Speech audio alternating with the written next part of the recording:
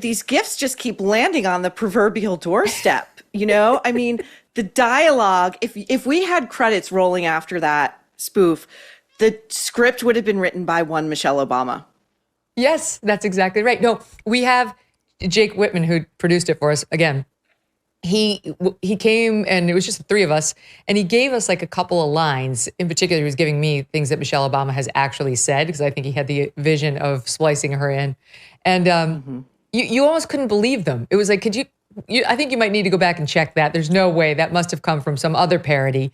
But no, time and time again, it was her exact words. She's even more miserable than we portrayed her. Even more. And since then, I can't wait to see how this is received, because I think it's another banger. But she did that podcast recently where she said, I think you talked about it on your show. We definitely did on The Nerve. Like, oh, she's so glad she and Barack never had a son. Yeah. Because God forbid Barack had a Barack Jr. And she would have felt so bad for this child, this boy, who probably would have inherited Barack Obama's looks, talents, charm, charisma, intellect. Like, oh God, no, the earth was spared another version of Barack 2.0. It's unbelievable. Like, even if you're going to spin that as charitably as possible, like, oh, he would have had to live up to Barack Obama.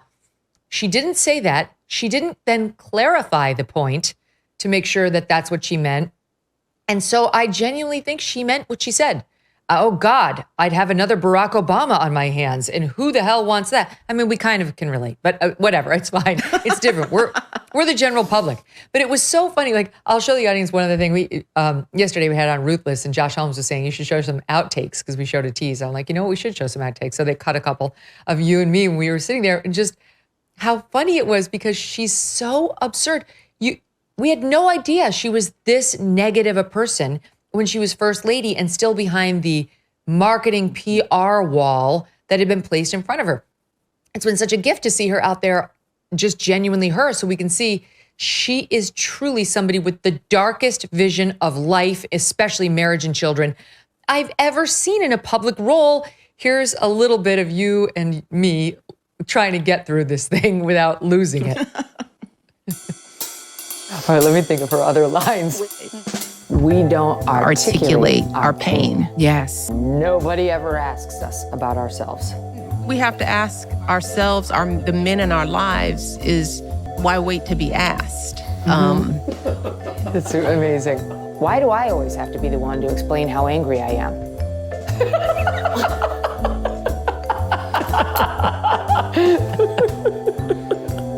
People ask me all the time, do you miss the White House? No.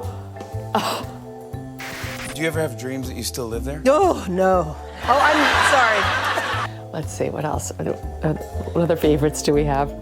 In long-term relationships, you're gonna have deep, deep dips. We're talking decades now of bad marriage. You're gonna have a bad decade. My life became about someone else. I mean, I've been married to my husband for 30 plus years. What is marriage? What does it mean? It's about misery. People don't think about that as they date, because they're trying to find the match that where all those 30 years are going to be blissful. Yeah, well, that's crazy. And it's like, that's just not going to happen. All you get is nothing. Emptiness. We all want to know, what can we do to help you? How can we help you all? Do something. This ridiculous person. Maureen, for the listening audience, Maureen is wearing a pink Obama hat and a pink t-shirt that reads hope in the skit. I think the hat read Obama 2028. Yeah. Like Jake was the one who sourced that stuff. Yeah. The other thing that I don't think made final cut, but Brother Craig getting yelled at for daring to ask how he could help, right? Because he should know already. That's right. So Brother Craig can't win. And by the way, Brother Craig does all the ad reads. It's like Meghan Markle's podcast, Megyn, where like Megyn, you can tell on her second now failed podcast, which allegedly has not been renewed. She says she's stepping away, but you could tell some of these ad reads were written for her. They have the pronoun I in them, and they go towards her interest. And she clearly demanded that a voice actress be hired to do those ad reads, because Meghan Markle will not. She will sell jam. She will sell edible flower arrangements, whatever, but she will not read an ad on her own podcast, nor will Michelle Obama, because it looks like Brother Craig is doing the heavy emotional lift, which I suspect has been his defensive crouch his entire life. A lot. Has been a lot. She's still at it. Just this week, she's on her podcast offering, well, here's this ditty in SOT 14.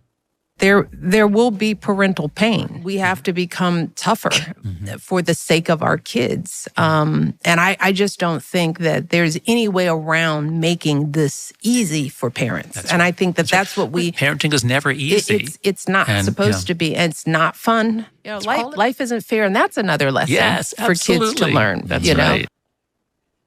It's not fun. It's painful having children. It's not fun. And she wonders why, as she told Amy Poehler, her daughters run the other way when she opens her mouth to offer what is surely unsolicited advice. And she's sitting there going, I'm Michelle Obama. People pay for my advice. I mean, you can see she's rarely photographed with those girls. Like, imagine your mother going on any podcast that will have her to say what a chore and a burden it was to bring you into the world and raise you. Like, in all seriousness too. Like, she actually wants us to know that she's serious. They're a hassle, she says. The years of 1 through 13 will be bad. That's just not true. It's so funny. Like, I look back on my own experience with my kids. Yeah, it's hard when they're very little. It's a lot more hard work than, now my kids are 15, 14, and almost 12. But it's still fun. They're so cute.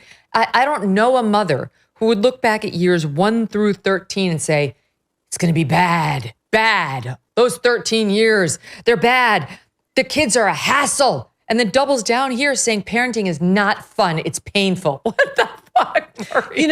This is amazing, because I've been plotting for a long time now, and I think it's going to be a recurring segment. Pieces on difficult mothers, and I think Michelle Obama is her own form of difficult mother. Imagine she was in the White House with her own mother there to help with raising the girls. Now, when she was there, the line out of the White House was, Michelle's only focus is the girls and making sure the girls get through it with as normal a childhood as possible. And you can only imagine the level of help and staff she had, not to mention the Secret Service. Like, there was no school run Michelle Obama had to do. There were no after school activities she had to be present for. I'm sure any parent conversation. What did this woman have to do vis-a-vis the actual care and feeding of her children in the White House? Nothing. She had Jenna Lyons on speed dial making bespoke J. Crew outfits for every like, what is she talking about? Right. Well, how is it so hard? She's like, honestly, it's like, plus, it's so clueless, right? It's like there are women out there right now who are working 2 jobs, who are single moms, trying to keep their kids in school, trying to deal with the disastrous consequences of policies that her husband helped push and enact. And they don't complain. Not 1/8 as much as Michelle Obama, with her hundreds of millions, multiple estates, beloved status, becoming status as former first lady, on the cover of Vogue 3 times. Like, she has no idea how she sounds to regular people. Here's another one here. Poor Michelle. Her life has been all about other people, Maureen. See, she could have been the star, and because of that effort, she wasn't. Here's SOT 17. I don't know if my ambition has ever fully been able to actualize itself because of the nature of what me and my husband have done. I mean, I guess you could argue as a team, right? It wasn't about your individual ambition. Was it right? It was the team ambition, and I went along arguably kicking and screaming, right? And I think I'm now at a stage in my life where all my choices are mine. All my now I can say that whatever I'm doing from this point on is about my ambition. Oh my God. Tiniest violin, can't. Maureen. I have so many thoughts about this. First of all, Let's hear them all. the level, you know how they say rage and depression, they're two sides of the same coin. Depression and anger. Like depression is suppressed anger, you know? Yeah. I think the level of rage that she has suppressed throughout that tenure in the White House and the time thereafter is like, it's a Vesuvian level of eruption we're looking at. It's a Mount Vesuvius of rage that is coming out of Michelle Obama. She says, first of all, can I also just say, my favorite first lady, Jackie Kennedy, saw her husband's brains get blown out next to her. If anybody had rage that was understandable to be expressed in the public square, it would have been Jackie Kennedy, who went about the rest of her life minding her own business, okay? Yes. Secondly, you know, so she says, I'm dragged kicking and screaming to the White House. As said, we've discussed this before. If this woman, when she met Barack Obama, didn't see his ambition coming at her like a freight train, he did not hide his ambition, nor did the power brokers in Chicago who quickly Velcroed themselves to him and were like, this guy's going to the White House and we're getting him there. Okay, so you can't be dumb and smart at the same time. She can't have no idea who this guy is and suddenly find herself in the White House, but she's so smart, she should go on every podcast and get book deals and Netflix deals to speak to all of us about how we should live our lives, even though she has no idea what she's doing, as she just said. And I'll just lastly close with, and I'm only mentioning this because she is forcing it. She is forcing it. I think she is clearly on Ozempic. I think the weight loss has accelerated to a degree that maybe she cannot even control. And the misery is now showing on her face. She is a manifest. Yes, get a burger and a beer. Jesus, it's summer. She is manifesting complete uncontrolled loss. That's what I think is happening. Just my hot take. Can I tell you something? I hadn't noticed the weight loss, to be honest, but I think we're all going to be on Ozempic soon in my family because 2 out of my 3 children are working at busboys at an ice cream joint, and I'm there every night now. I'm literally there every night. Just to show support, you know. But I'm 54 and I cannot have the ice cream every night the way the children can with impunity. So. Right. You know, don't knock it. So I have a theory about people like Michelle Obama and like the ones who are constantly talking about how hard everything is and how like, you know, remember she's clapped back at Sheryl Sandberg's Lean In, you know, and there was plenty to criticize with Sheryl Sandberg's Lean In, but like Michelle Obama at that time was like, you know, that doesn't always work. And she wasn't talking about for working class people. She was talking about for Black people. She had to play the race card when she was first lady that, you know, you can't just get what you want if you go after it. This is just she's always been this way. And what I have learned, and this was in part thanks to some of my own journey, and I mentioned the reference to the NBC stint, people who are constantly talking about like self-help and like depression and how hard things are and how to get through them are very depressed.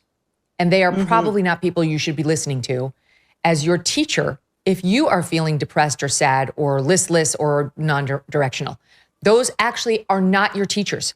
What you need is like a Judge Judy. You know, you need a Maureen Callahan, or dare I say an MK. You need somebody who's living a great life, getting after it, putting points on the board, and not spending too much of their time navel gazing into how I don't have a tail. It's really sad, right? Like that's her. She's an Eeyore. We are days away from what has been dubbed by some the Rio Reset, what some worry could be a threat to the US dollar's global dominance in over 80 years. On July 6th, BRICS nations, that's Russia, China, India, and Iran, and some more, are expected to unveil their plans to circumvent the US dollar, thus cratering, I should say, its value. Some report that they've already been laying the groundwork as their central banks have been methodically divesting from the US dollar and US bonds in favor of gold. How can you protect your IRA or 401k from the fallout from this landmark shift? One option is to diversify with gold from Birch Gold Group. Historically, gold has been a safe haven in times of high uncertainty, which is right now. Get a free info kit on tax-sheltered gold IRAs by texting the word MK letters to 989898. July 6th could mark a monumental shift happening among nations that control 1/3 of the world's GDP. Arm yourself with information to diversify your retirement savings. Text MK to 989898 and claim your free info kit from Birch Gold. Thanks so much for watching. If you like what you just saw, hit the subscribe button for more clips and full episodes.